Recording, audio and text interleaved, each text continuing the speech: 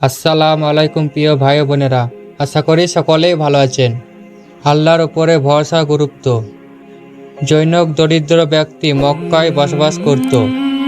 তার ঘরে সতী সাধ্বী স্ত্রী ছিল।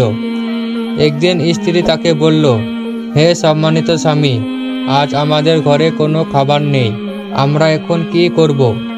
একথা শুনে লোকটি বাজারের দিকে কাজ খুঁজতে বেরিয়ে গেল। অনেক খোঁজাখুঁজির পরেও সে কোনো কাজ পেল না। একসময় ক্লান্ত শ্রান্ত হয়ে সে মসজিদে আগমন করল। সেখানে সে 2 রাকাত সালাত আদায় করে বিশ্বের কষ্ট দূর হওয়ার জন্য আল্লাহর নিকটে দোয়া করল। দোয়া শেষে মসজিদ চত্বরে এসে একটি ব্যাগ পড়ে থাকতে দেখল এবং সেটা খুলে 1000 দিরহাম পেয়ে গেল। ফলে তা নিয়ে লোকটি আনন্দচিত্তে গৃহ প্রবেশ করল। কিন্তু স্ত্রী উক্ত দিরহাম গ্রহণে অস্বীকৃত জানিয়ে বলল, অবশ্যই আপনাকে এ সম্পদ তার মালিককে ফেরত দিয়ে আসতে হবে।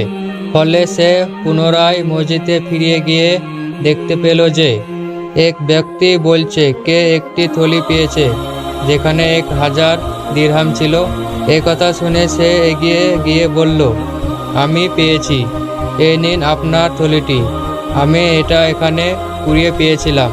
এই কথা শুনে লোকটি তার দিকে দীর্ঘক্ষণ তাকিয়ে থেকে বলল, ঠিক আছে, ব্যাগটি আপনি নিন, আর সাথে আরও 9000 দিরহাম নিন। এই কথা শুনে দরিদ্র লোকটি বিস্মিত হয়ে তার দিকে তাকিয়ে রইল। তখন লোকটি বলল, সিরিয়া জৈনক ব্যক্তি আমাকে 10,000 দিরহাম দিয়ে বলেছিল যে এর মধ্য থেকে 1000 দিরহাম আপনি মসজিদে ফেলে রাখবেন এবং কেউ তা তুলে নেওয়ার পর আহ্বান করতে থাকবেন।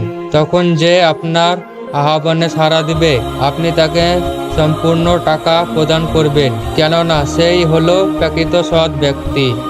এই সম্পর্ক থেকে কিছু জ্ঞান, যে আল্লাহকে ভয় করে তিনি তার জন্য যথেষ্ট।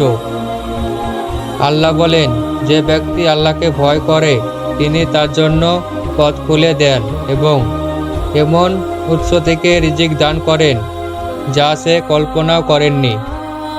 আমাদের সকলের আল্লাহর ওপর ভয় করা উচিত। আমিন।